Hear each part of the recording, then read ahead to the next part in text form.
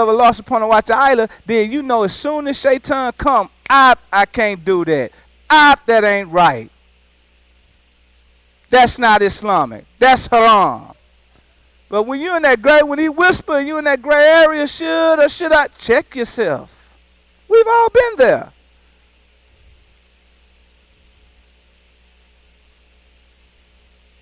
We are Muslims living in the example of the Prophet Muhammad sallallahu alaihi wasallam.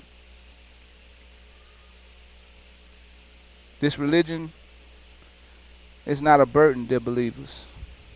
This religion comes as a mercy, dear believers. We make it hard.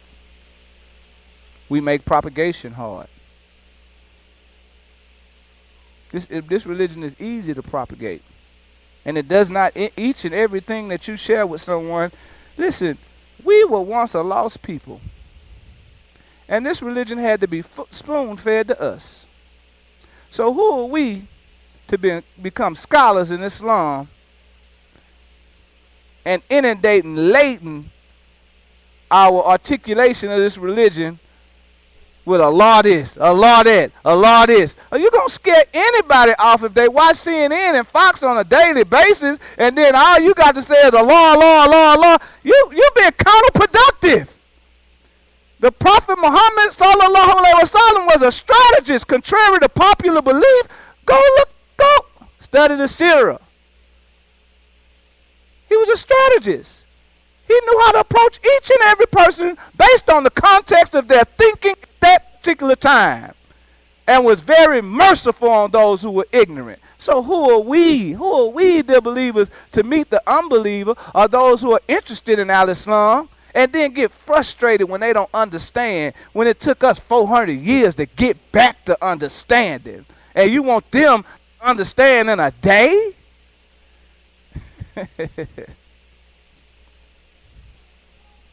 Give you an example in closing.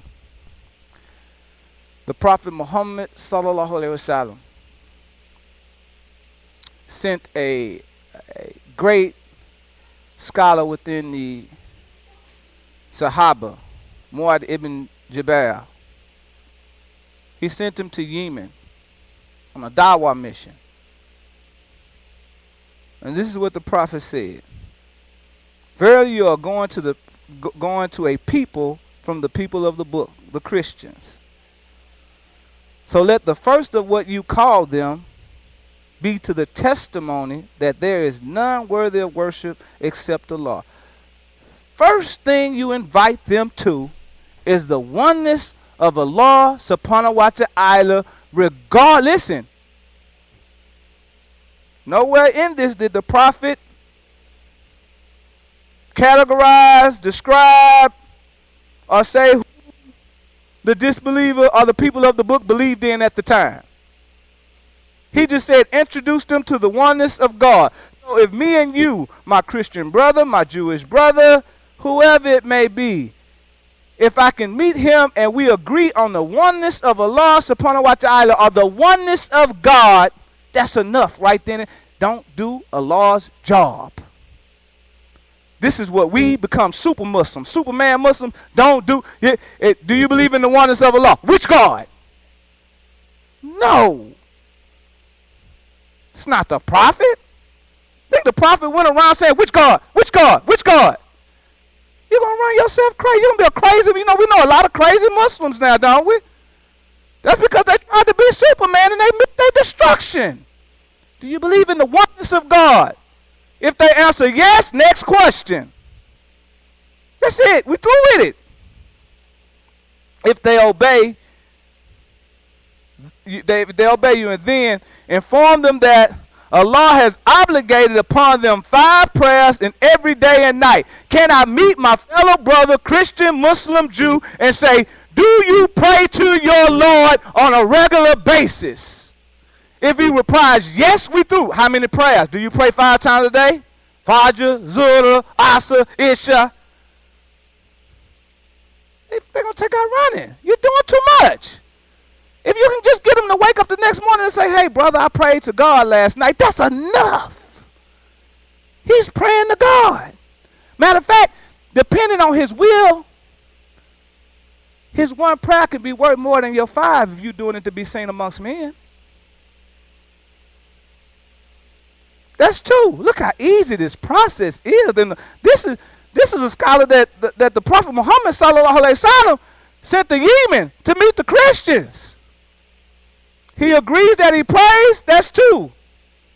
Then finally, and if they obey you in that, then inform them that Allah has obligated upon them charity to be taken from the rich and given to. Do you agree, dear brother, that we should give charity to the poor and ask that the rich take it on an obligation to give to the poor? Yes. We through. Look at y'all. No, that was too easy. I didn't argue with him. That's too, no, that's too easy. Now we got to have a little battle back and forth. We got to have some differences. No, the believers to move forward. You have more. Listen, we have more commonalities than we do differences. If I can meet you with my commonalities and we can hold a conversation, we can discuss our differences later. Stop meeting people with differences. Nobody wants to talk to somebody at the beginning of a conversation about a difference. How am I going to like you? If the first thing you say is I believe in the oneness of Allah and you believe and I'm closing on this, but I've said this time and time again, Muslim, you're fighting an archaic war. You are a dinosaur Muslim if you're still having arguments with Christians about Jesus Christ being God. Jesus Christ is not God. Man, Shaitan don't even use Jesus Christ anymore. LeBron James is God. Y'all, we are lost in an archaic society. Look, Shaitan laugh at any Muslim who is fighting a Jesus Christ war right now. Donald Trump is God. Jesus Christ. Who, what? Allah forgive me.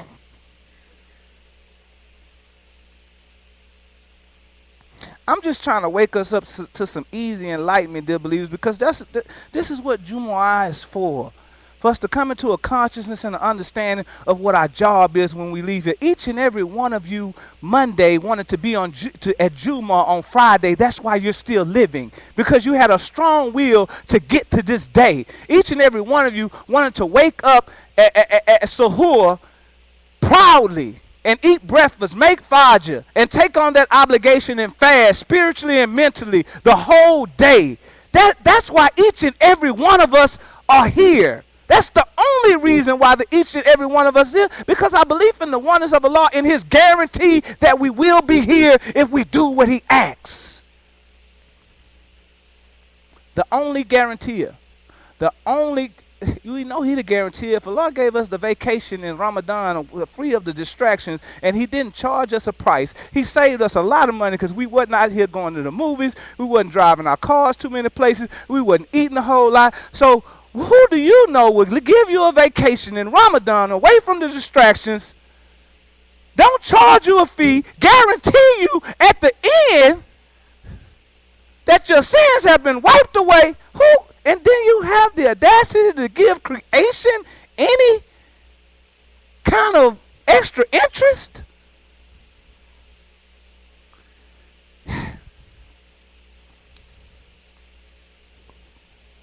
ربنا آتنا في الدنيا حسنة وفي الآخرة حسنة وقنا عذاب النار آمين. أقيموا الصلاة.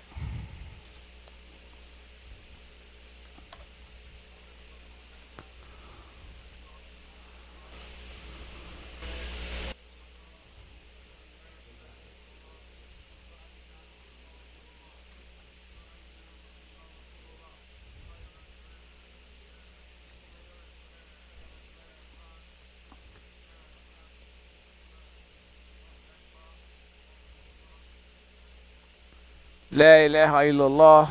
Dear brothers, make sure the sisters have room. Ista'u, shoulder to shoulder. We have brief announcements at the conclusion of prayer. So if so kind, you all stay for a couple of seconds. I have a few things to address. And then Elijah has announcements. And then Jummah is adjourned.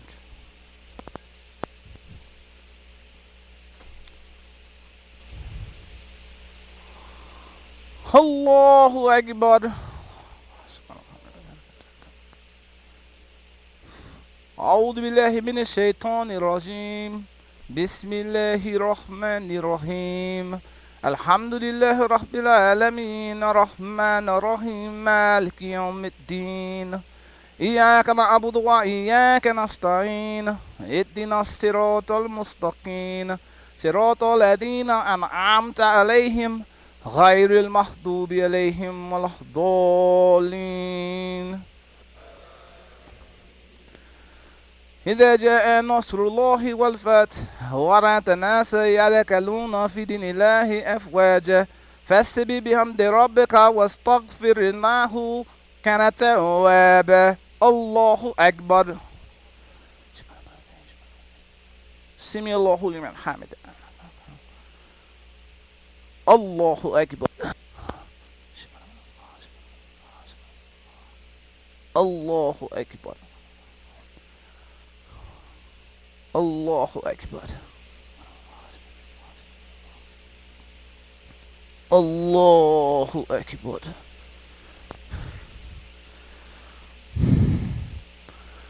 بسم الله الرحمن الرحيم. الحمد لله رب العالمين الرحمن الرحيم مالك يوم الدين. إياك نعبد وإياك نستعين. اهدنا الصراط المستقيم صراط الذين أنعمت عليهم غير المغضوب عليهم ولا الضالين. قل هو الله أحد الله الصمد لم يلد ولم يولد ولم يكن له كفوا أحد. الله أكبر. سمع الله لمن حمده. الله أكبر.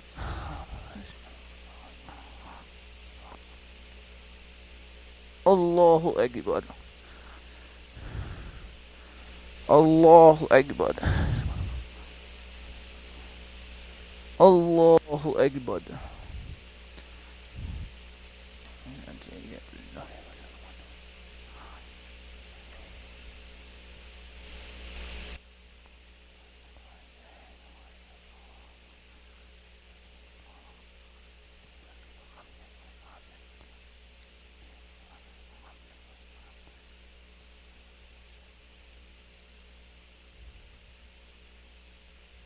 السلام عليكم ورحمة الله.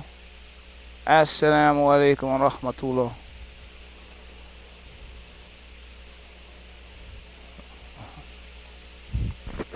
Assalamu alaikum, dear believers. We are at the finish line of Ramadan.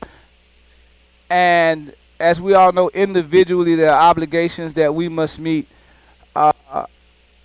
I don't know exactly where in the Quran, but once Allah subhanahu wa ta'ala sent revelation to the Prophet Muhammad, where he gave the Prophet revelation on how when the Prophet offers his knowledge, understanding, and revelation to the believers, and believers come to the Prophet Muhammad sallallahu alaihi wasallam with their problems, situations, and they ask him for the Prophet's guidance. Allah subhanahu wa ta'ala said to the believer that do not approach the Prophet with problems and issues for guidance without offering some form of services. One of those services, i.e. zakat, sadaqah, or help. And oftentimes, dear brothers and sisters, and it's not to our fault, but we get so comfortable and conditioned to embracing Islam and all the beauty that it offers and all the mercy that Allah shares with us, that we can walk right out of the masjid at Jummah prayer excited and pass the charity box. And I know we're excited, and I'm just going to assume that we just forgot because we're too excited.